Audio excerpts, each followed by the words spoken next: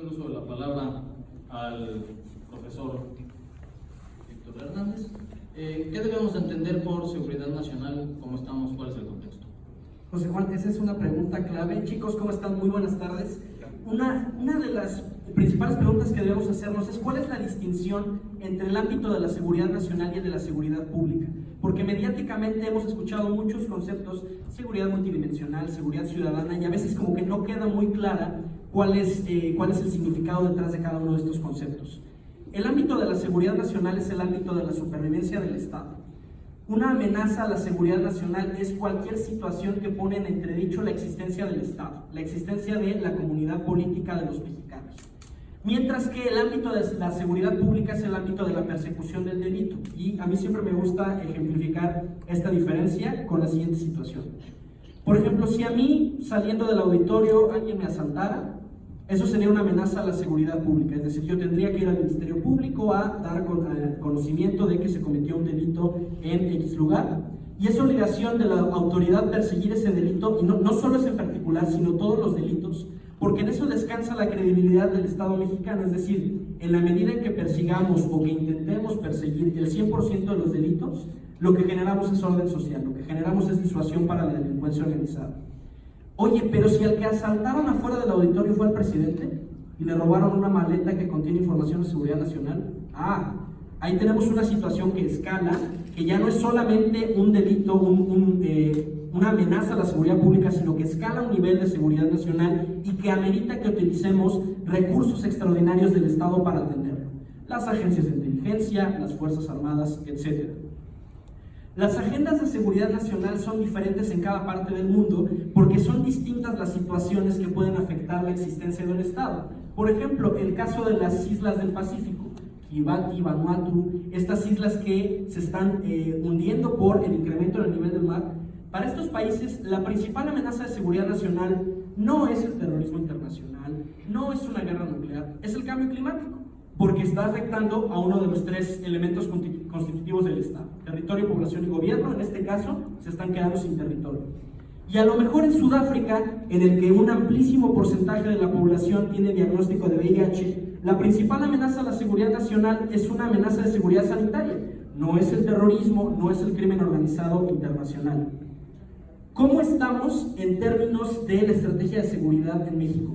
En las políticas públicas, y muchos de ustedes están estudiando carreras de ciencias sociales, se evalúan igual que los medicamentos. Es decir, si yo estoy inventando la aspirina, pues tengo que medir, oye, este medicamento genuinamente quita dolor de cabeza, o a lo mejor no, a lo mejor tiene efectos secundarios indeseables.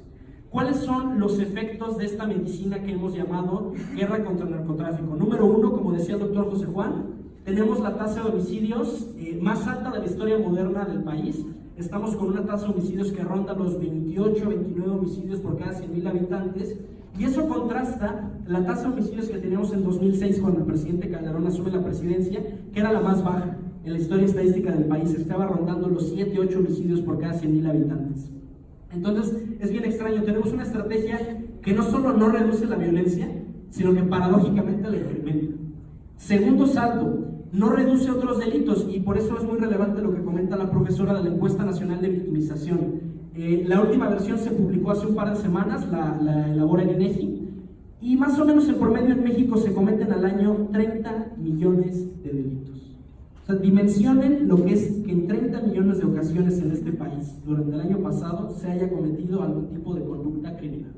Asaltos, extorsiones, secuestros, lesiones, fraudes, etc.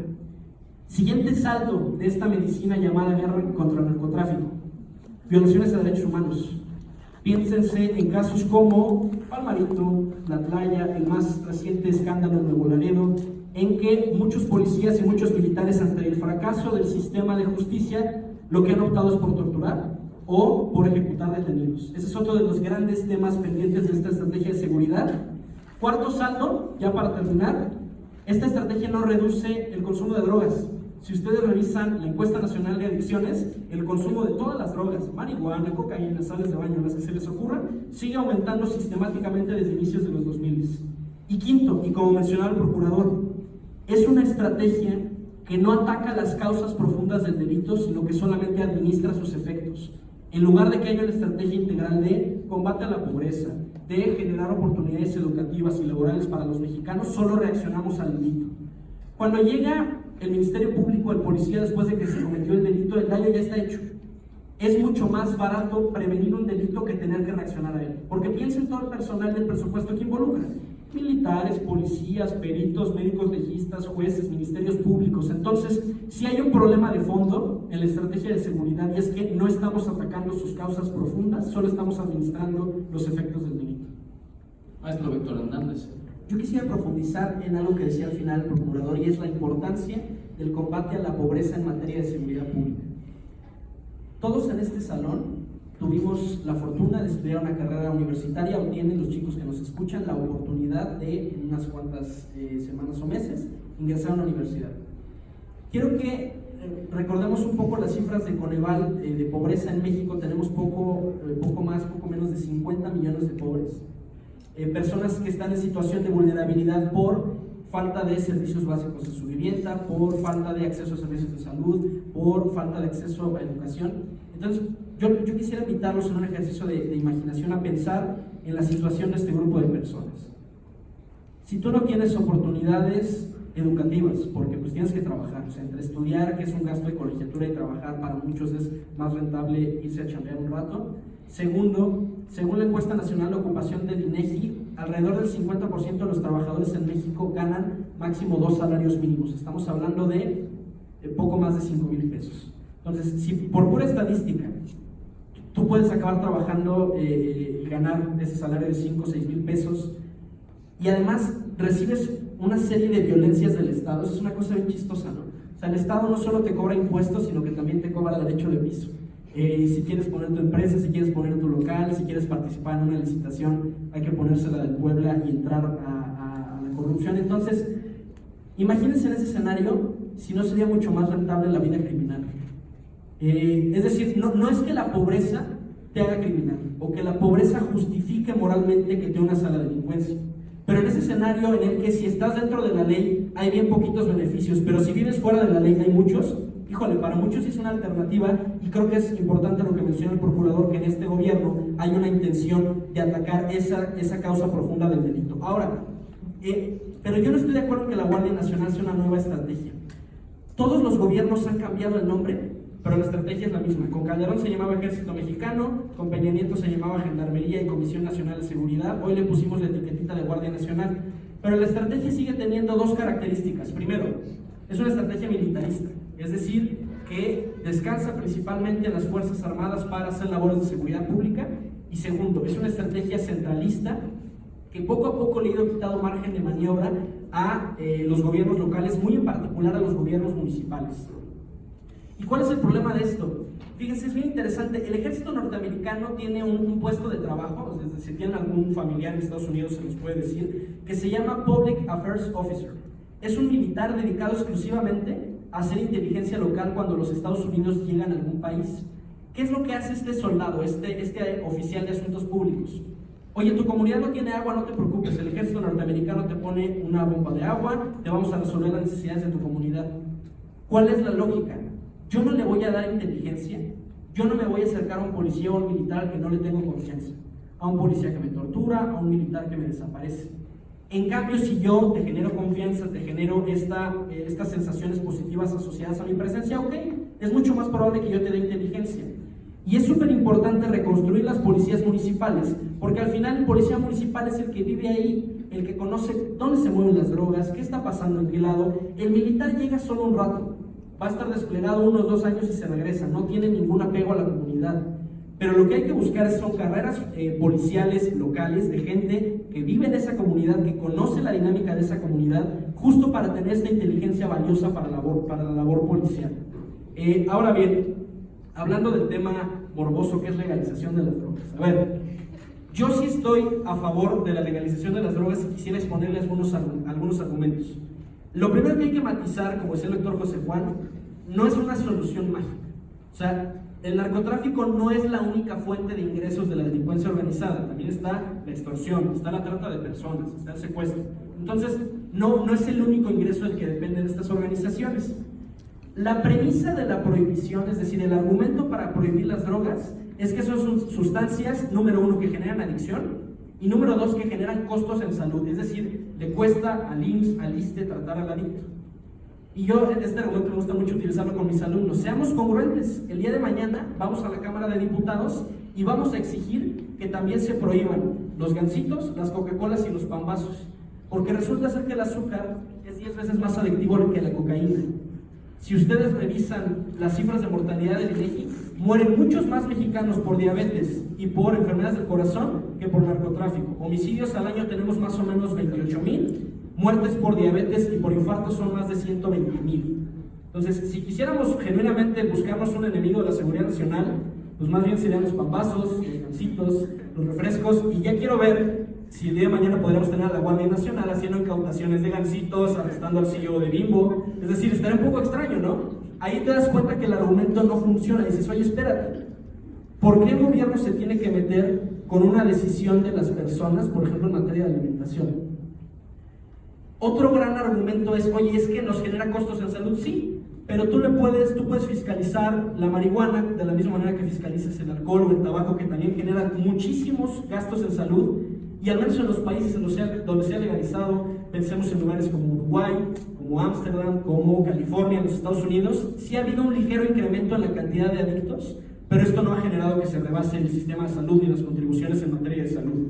Entonces, yo sí creo que habría que apostar por la legalización de las drogas, porque en muchos lugares, específicamente en México y en Estados Unidos, quienes están en la cárcel por posesión de drogas son los pobres. Son los que no pudieron pagar un abogado, son los que no les alcanzó para pagarle el moche al juez de primera instancia, al Ministerio Público. Entonces, más bien el tema de la prohibición de las drogas no es tanto para controlar las drogas, es más bien para controlar personas, para oprimir grupos. Y esa es la gran denuncia de muchas organizaciones de la sociedad civil en México y en los Estados Unidos, que piensen, ¿quién es la población carcelaria? Y con eso termino. Afroamericanos, latinos. Entonces ahí hay un tema detrás, incluso hasta de racismo, que habría que revisarlo más a fondo. Profesor Hernández. Yo quisiera concluir confesando mi sincero escepticismo de la estrategia de la Guardia Nacional, porque a menos que el cambio de uniforme sea mágico, lo que vamos a esperar son los mismos resultados. Recuerden esta metáfora. En ciencias sociales, las políticas públicas se evalúan de la misma manera que los medicamentos. Si el medicamento quita los síntomas a la enfermedad, lo seguimos recetando; si no lo quita, lo dejamos. Entonces, ¿cuál es el problema de la Guardia Nacional? Yo hace algunos años fui militar, en 2014. El entrenamiento militar es muy diferente del entrenamiento policial. El entrenamiento militar está pensado para operar en situaciones en las que las leyes y el Estado de Derecho fracasaron. Es un entrenamiento en la violencia. Muy por el contrario, el entrenamiento policial es quirúrgico. Cuando tienes una intervención, una situación de rehenes, no puedes llegar tirando plomo. Es un trabajo quirúrgico porque tienes que evitar generar más daño de lo que hubiera generado el delincuente. Entonces son dos paradigmas educativos muy distintos. Los cursos de inducción de la Guardia Nacional duraron 7 semanas. Un policía no lo puedes formar en 7 semanas. El caso de la Policía Federal, el curso básico duraba 1 año y medio, porque tienes que saber derecho penal, preservación de la cadena de custodia, saber llenar un informe policial homologado, y nada de eso te lo enseñan en la SEDENA. Se los digo como testimonio personal. Y quisiera sumarme a la invitación del procurador en el sentido de que lo que necesita la política de seguridad nacional en México es que ustedes, los jóvenes, se involucren, que estudien seguridad nacional, que estudien seguridad pública. Y eso es bien llamativo. En los Estados Unidos, la seguridad nacional es parte de la conversación cotidiana. Oye, ¿qué está pasando esto en Siria? ¿Está pasando esto en Irak? Y a lo mejor no todos en Estados Unidos son internacionalistas o politólogos, pero todos tienen alguna opinión formada y lo consideran a la hora de acudir a las urnas. En México no. Pareciera que la seguridad nacional está reservada pues solo para los militares, ahí para unos cuantos señores que se ponen a investigarlo. La seguridad nacional ya no puede seguir sufriendo esta apatía. Necesita que ustedes, los jóvenes, se involucren, que estudien, y les quiero hacer algunas recomendaciones de qué bibliografía o qué material puede usted consultar para aprender de seguridad nacional. El primero es un podcast, se llama The Security Perimeter. Lo conduce un profesor del ITAM, Atanasios Cristulas, que es de los grandes especialistas en seguridad en México. El segundo podcast que les quiero recomendar es un comercial personal, porque es el programa de radio que yo tengo en la Universidad Panamericana. Nos pueden encontrar en Facebook o en Twitter como @PoliteiaUP, y justo tenemos un espacio mensual de análisis de seguridad nacional. Y en términos de bibliografía, si alguno quiere escribir una tesis al respecto, todo lo que ha escrito la doctora María Cristina Rosas de la UNAM es oro molido. De verdad, se los recomiendo ampliamente. Doctora María Cristina Rosas, son muy buenos libros de seguridad y vale la pena como para que se empiecen a empapar un poco.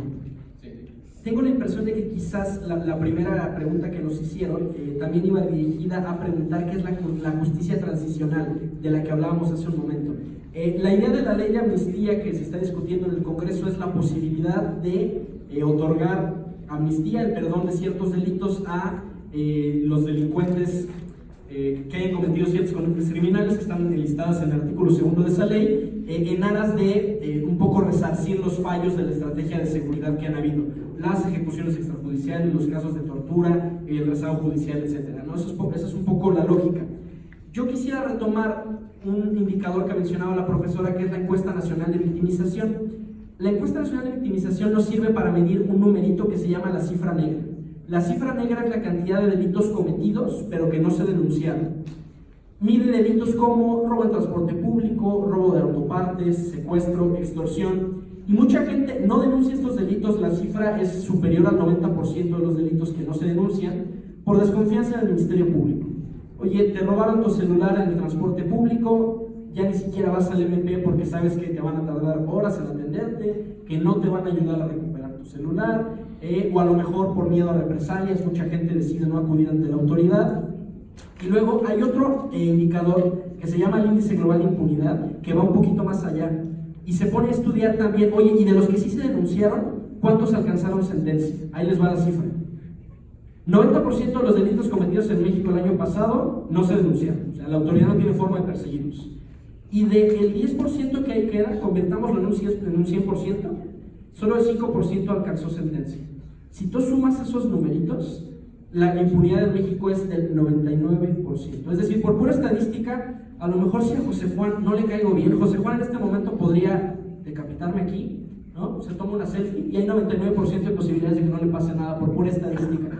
Porque alguien no lo denunció o porque simplemente, no sé, alguien le dio lana al Ministerio Público, al juez de primera instancia, etc.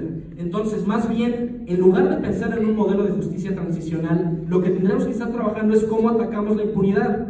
El Estado mexicano no tiene credibilidad para disuadir el delito si el 99.99% de los delitos quedan impunes. Ahora bien, algo que sí es interesante y que trajo el presidente López Obrador a debate es el tema del perdón.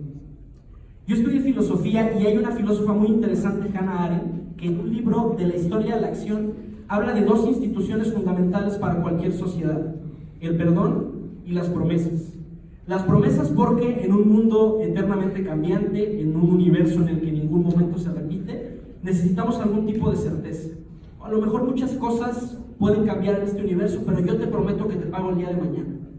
Y esa certeza que nos genera nos permite firmar contratos, establecer compromisos a largo plazo. O sea, decir sí acepto en una boda, ¿no? Establecer un compromiso de actitud entre dos personas a largo plazo. Y la segunda institución, dice Hannah Arendt, que es indispensable para una sociedad es el perdón. Imagínense que ustedes fueran juzgados por el resto de sus vidas por un error que cometieron. Vamos a suponer, tú te quedaste hace 10 años con el cambio de las tortillas de tu mamá. Un ejemplo que no pasa en este país. Imagínate que hasta el último de tus días te dijeran: ladrón, eres una rata, no eres digno de esta sociedad. Así durante 50, 60, 70 años. Es inviable. No hay forma de que una sociedad pueda vivir con ese juicio tan lapidario de una persona. Entonces, creo que algo interesante que trae esta ley de amnistía es el tema del perdón como una institución indispensable para el funcionamiento de una comunidad política. Y por último, ¿no creen que en el caso mexicano la sociedad recurre a la delincuencia para empoderar, para buscar el empoderamiento que le ha quitado el Estado y el sistema socioeconómico? Yo quisiera profundizar en lo que mencionabas hace un momento. Una de las preguntas era: ¿qué medidas a corto plazo podemos tomar para acabar con la delincuencia? Y es que justo ese es el punto clave. No hay medidas a corto plazo porque la delincuencia no es un problema nuevo. Mientras exista México, mientras existan las comunidades humanas, existirán los delitos. Entonces, es un poco descabellado pensar que en un sexenio vas a resolver un problema que acompaña a toda la humanidad. Uno de los grandes argumentos que dice una de mis profesoras, la doctora María Cristina Rosas, es que en México tenemos solamente políticas de gobierno, pero no políticas de Estado. Es decir, queremos en el ámbito del desarrollo, en el ámbito de la seguridad pública, resolver todo en un sexenio. ¿Y qué es lo que acaba pasando? Llega el siguiente presidente y dice, todo está mal, todo hay que hacerlo otra vez, creo yo mi policía. Entonces, nótese además el patrón. ¿Cuál fue la policía que empoderó Calderón? La Policía Federal. ¿Cuál es la policía de Peña Nieto? La Gendarmería. ¿Cuál es la policía del presidente Andrés Manuel? La Guardia Nacional. Es decir, esta lógica de reiniciar los proyectos, casi como esta ceremonia del fuego nuevo azteca, ¿no? Tenemos que quemar todo ritualmente y empezar otra vez. Y el problema es que no vamos a acabar nunca con las causas profundas de estos fenómenos, la pobreza, la desigualdad, la inseguridad, si no tenemos medidas de seguridad transeccionales, políticas de Estado. Y les pongo un ejemplo. En seguridad nacional hay algo que se llama el Libro Blanco. El Libro Blanco es un documento, normalmente secreto, que enlista las amenazas a la seguridad nacional de un país y las estrategias para combatirlo. En el caso de Francia, el Libro Blanco tiene una vigencia de 10 años. Eso quiere decir que el presidente Macron, aunque tenga una nueva estrategia y una nueva perspectiva de seguridad, está obligado por ley a terminar el periodo de 10 años del Libro Blanco. Justo en esta lógica de que la seguridad y la pobreza no son problemas de un sexenio, son problemas que acompañan a una comunidad política por mucho más tiempo y que necesitan atenderse de muchas maneras. Insisto, piénsalo en términos electorales.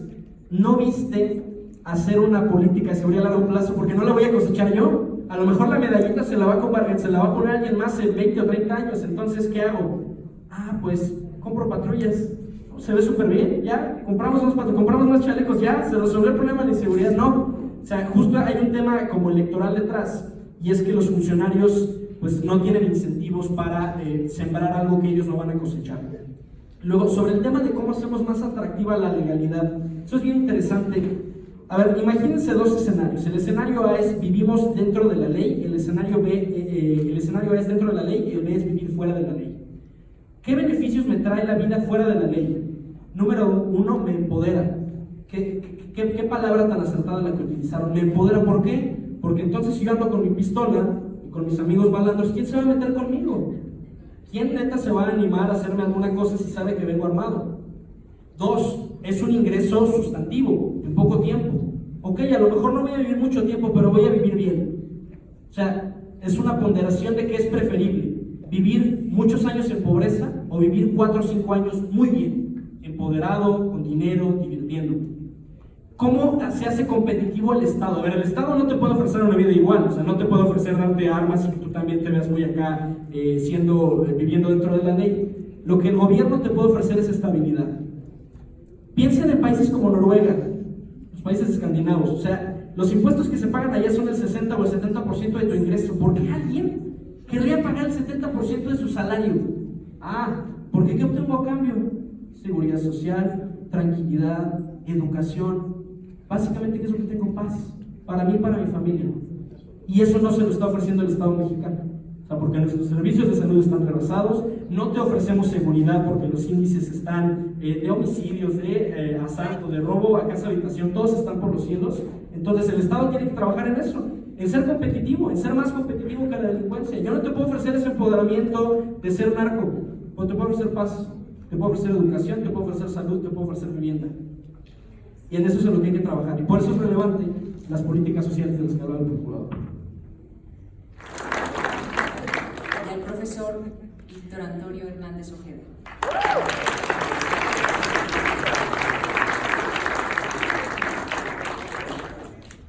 A nombre del Tecnológico de Monterrey en Hidalgo, agradecemos a todos por su presencia. Recordemos que la seguridad entonces es una tarea de todos. Por ello, construyamos juntos el México que deseamos. Gracias y muy buenas tardes.